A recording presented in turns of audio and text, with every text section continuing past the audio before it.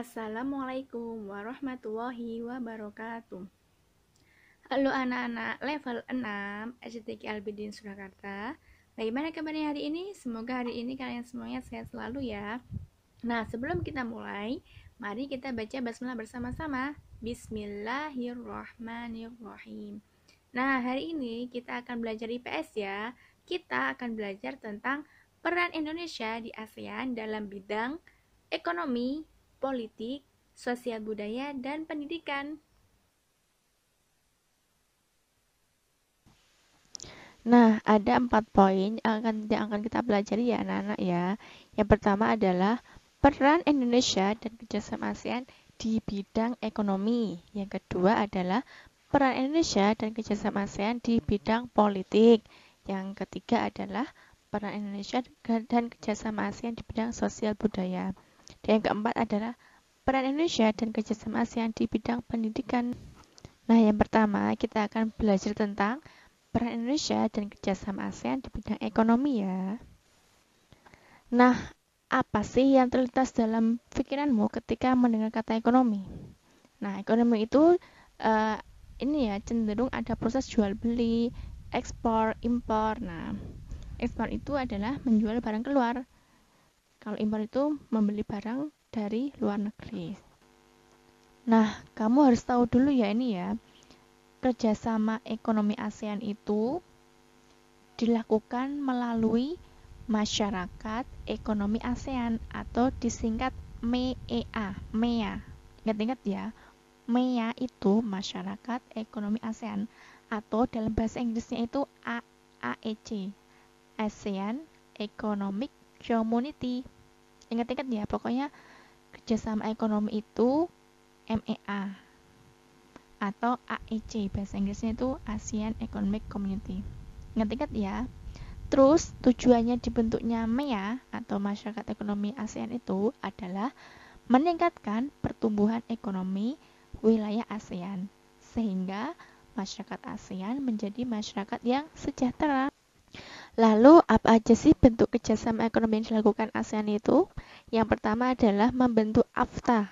AFTA itu adalah ASEAN Free Trade Area atau kawasan perdagangan bebas ASEAN. Lalu yang kedua adalah melakukan pengembangan terhadap usaha kecil menengah atau UKM di negara-negara ASEAN. Yang ketiga, melakukan kerjasama antara negara-negara ASEAN dengan negara lain di luar ASEAN. Lalu yang keempat adalah membuka pusat promosi ASEAN di beberapa negara yang dianggap menguntungkan. Lalu yang kelima adalah menciptakan negara-negara ASEAN yang mampu bersaing secara global dengan negara-negara lain di dunia. Lalu yang keenam adalah kerjasama membangun beberapa industri seperti yang pertama adalah ASEAN Aceh Fertilizer Project, yaitu pabrik pupuk urea amonia di Aceh, Indonesia. Lalu yang kedua adalah ASEAN Urea Project atau pabrik pupuk urea di Malaysia. Lalu ASEAN Copper Fabrication atau pabrik industri tembaga di Filipina. Lalu ada ASEAN Vaccine Project atau proyek produksi vaksin di Singapura. Lalu ada Rockcell Soda Ash Project atau pabrik abu soda di Thailand. Nah, ini kalian hafalkan ya, Nak. Ini tempatnya di mana? Nah, itu negaranya di mana itu harus dihafalkan nanti biar paham. Lalu yang ketujuh adalah kerjasama menyediakan cadangan pangan demi menciptakan ketahanan pangan negara-negara ASEAN. Nah, itu tadi adalah bentuk kerjasama di negara-negara ASEAN itu ya, Nak. Nah, dalam kerjasama ASEAN di bidang ekonomi, Indonesia itu berperan sebagai produsen, distributor, dan konsumen ya. Produsen itu seperti apa sih? Jadi produsen itu adalah Indonesia itu menghasilkan, ya namanya produsen itu mesti menghasilkan ya, menghasilkan berbagai barang untuk mencukupi kebutuhan masyarakat Indonesia dan juga negara ASEAN lainnya ya. Produsen, pokoknya intinya produsen itu menghasilkan ya. Lalu yang kedua adalah distributor. Nah, distributor itu adalah menyalurkan barang. Jadi Indonesia itu menyalurkan barang-barang yang sudah diproduksi tadi ke negara-negara ASEAN. Tujuannya apa? Tujuannya untuk membantu terpenuhinya kebutuhan masyarakat ASEAN. Lalu yang kedua tuh meningkatkan devisa negara. Dan menyalurkan barang ke luar negeri itu namanya apa, Nak? Ekspor. Nah, ekspor ya, karena berarti menjual barang ke luar negeri atau mengeluarkan barang ke luar negeri itu adalah ekspor. Lalu yang ketiga adalah konsumen. Lah, Indonesia itu juga sebagai konsumen ya. Konsumen itu apa? Membeli berbagai hasil produk dari negara lain itu dilakukan dengan cara impor. Nah, impor tadi apa? Mendatangkan barang dari luar negeri. Nah, seperti itu ya, Nak. Lalu, apa sih peran Indonesia di bidang ekonomi? Nah, yang pertama adalah aktif melakukan perdagangan di kawasan ASEAN. Jadi Indonesia itu aktif loh melakukan perdagangan di kawasan ASEAN. Lalu yang kedua itu adalah menyediakan tempat dibangunnya pabrik pupuk urea amonia di Aceh. Lalu yang ketiga adalah Indonesia itu beberapa kali menjadi tuan rumah KTT, Konferensi Tingkat Tinggi ASEAN. Lalu yang keempat adalah mengikuti pertemuan yang diadakan oleh MEA. MEA tadi apa? Masyarakat Ekonomi ASEAN. Nah, itu beberapa peran Indonesia di bidang ekonomi dalam kerjasama ASEAN ya. Nah, yang kedua itu adalah peran Indonesia di ASEAN dalam bidang politik. Nah, ingat-ingat ya, kerjasama di bidang politik itu dilakukan melalui Masyarakat Politik dan Keamanan ASEAN atau ASC, ASEAN Security Community. Ingat-ingat ya, pokoknya kalau yang politik itu ASC gitu ya. Lalu apa sih tujuannya ASC tadi? Nah, tujuannya itu adalah menciptakan keamanan, stabilitas, dan perdamaian di Asia Tenggara dan dunia. Lalu ASC itu mempunyai 3 kesepakatan kerja politik ASEAN. Yang pertama adalah Deklarasi Kawasan Damai, Bebas, dan Netral atau disingkat ZOFAN. Ini adalah mengupayakan terciptanya perdamaian di Asia Tenggara. Pokoknya kalau ZOFAN itu perdamaian, ya itu ya tentang perdamaian di Asia Tenggara. Lalu yang kedua itu adalah Traktat Persahabatan dan Kerjasama. Nah, traktat ini mengupayakan penyelesaian konflik antar negara secara damai. Jadi kalau misalnya yang mengurusi tentang konflik-konflik itu pakainya traktat persahabatan. Itu ya intinya ya. Lalu yang ketiga itu adalah zona bebas senjata nuklir Asia Tenggara atau disingkat SENWVZ, Southeast Asian Nuclear Weapon Free Zone. Tujuannya itu adalah agar kawasan Asia Tenggara itu bebas dari nuklir. Pokoknya kalau yang zona nuklir itu berarti biar negara-negara ASEAN itu bebas dari nuklir. Nah, itu ya, ingat-ingat ya, Nak.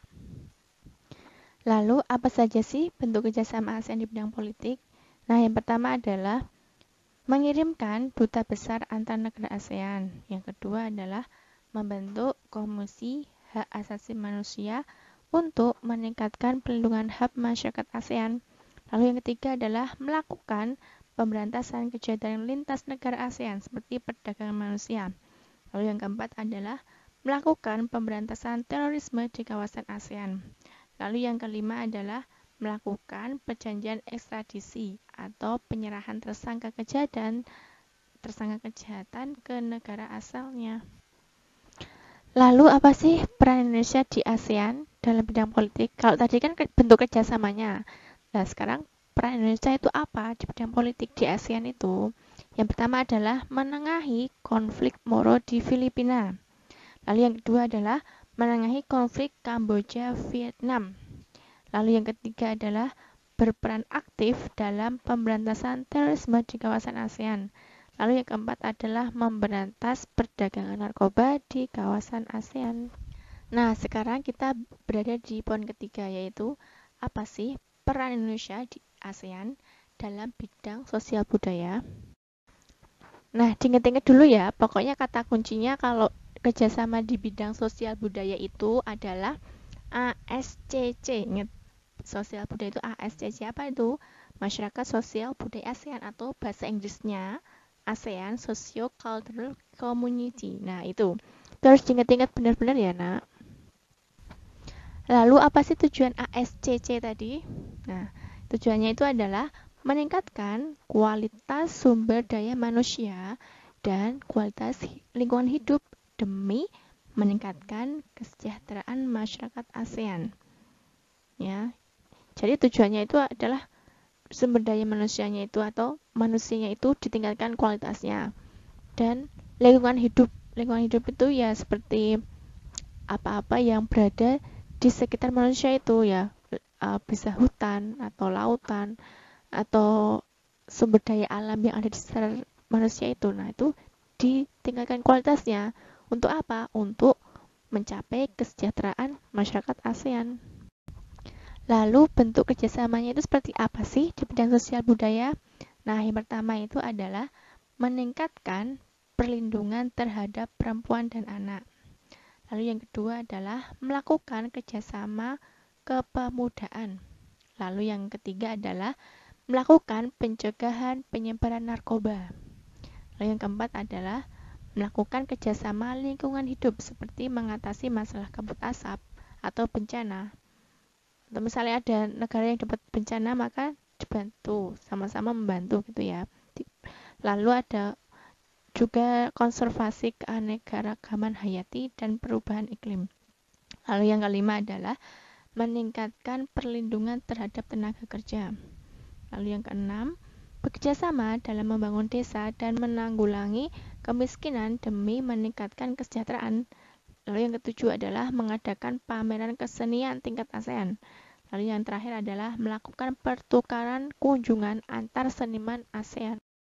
Lalu poin yang terakhir adalah peran Indonesia di ASEAN dalam bidang pendidikan.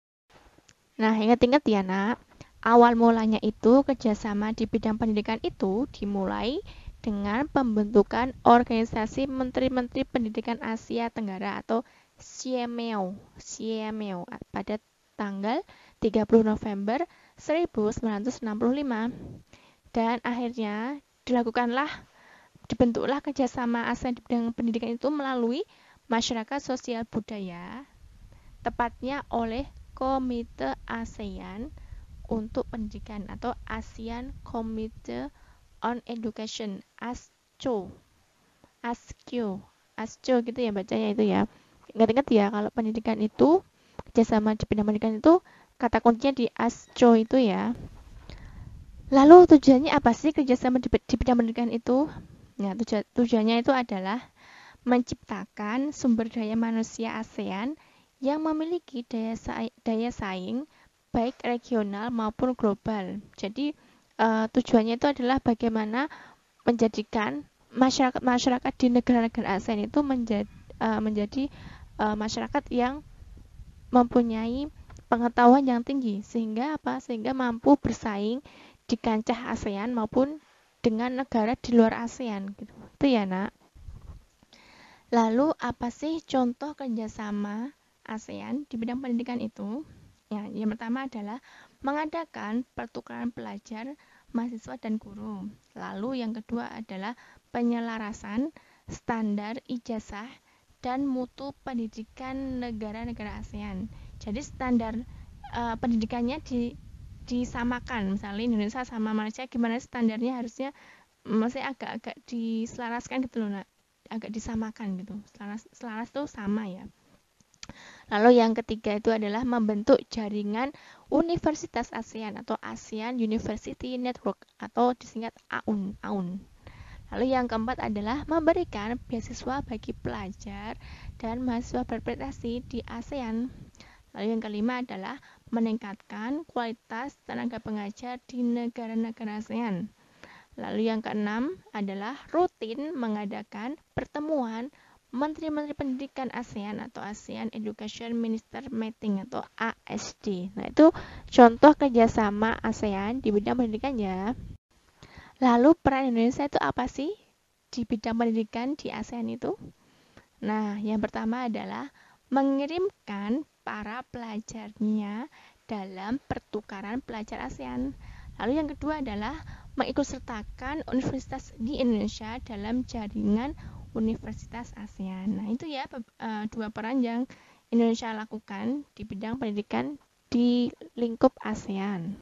Cukup sekian dari Ustazah, mohon maaf Apabila banyak salah katanya, akhirul kalam. Wassalamualaikum warahmatullahi wabarakatuh.